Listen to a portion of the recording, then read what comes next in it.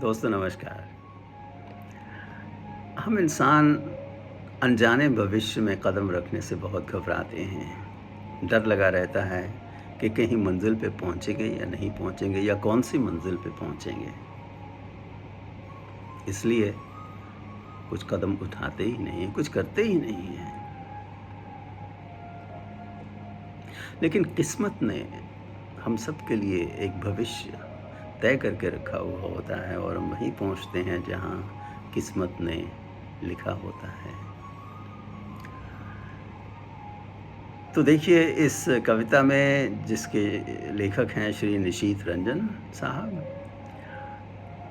उन्होंने एक बूँद की कहानी का सहारा लेकर कोशिश की है हमें बताने की कि इंसान तू घबराता क्यों है? तेरा भविष्य तो निश्चित है, तू वहीं पहुँच जाएगा जहाँ ये लिखा हुआ है। तो कदम आगे बढ़ा, आगे निकल, घर से निकल फॉर एन एडवेंचर। तो लिखते हैं, ज्यों निकलकर बादलों की गोद से थी अभी एक बूंद कुछ आगे बढ़ी। ठीक है, बादलों में से ही तो बारिश होती है और बूंदाबांदी भी होती है। ज्यों निकलकर बादलों की गोद से थी अभी एक बूंद कुछ आगे बढ़ी, सोच ने फिर यही जी में लगी, आह क्यों घर छोड़कर मैं यूं बढ़ी। क्यों घर छोड़ दिया, डर लगने लगा। सोच ने फिर यही जी में लगी, आह क्यों घर छोड़कर मैं यूं बढ़ी। दैव मेरे भाग्य में है क्या लिखा, दैव मेरे भाग्य में है क्या लिखा, मैं बचूंगी या मिलूंगी धूल में,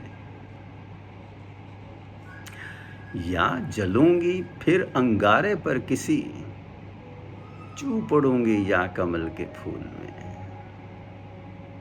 होप नेवर डाइज, उम्मीद तो हमेशा हमारे साथ रहती है।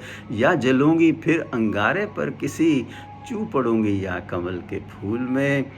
बह गई उस पल, बह गई उस काल एक ऐसी हवा, उस वक्त एक ऐसी हवा बहने लगी, वो समुंदर ओर आई अनमनी। वो बूंद जो थी वो समुंदर की तरफ आ गई। बह गई उस काल एक ऐसी हवा, वो समुंदर ओर आई अनमनी। एक सुंदर सीप का मुंह था खुला, वो उसी में जा पड़ी मोती बनी। एक सुंदर सीप का मुंह था खुला, वो उसी में जा पड़ी मोती बनी। लोग यूं ही लोग यूं ही हैं झिझकते सोचते, जबकि उनको छोड़ना पड़ता है घर।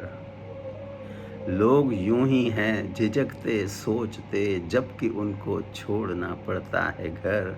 किंतु घर का छोड़ना अक्सर उन्हें बूंद लो कुछ और ही देता है कर।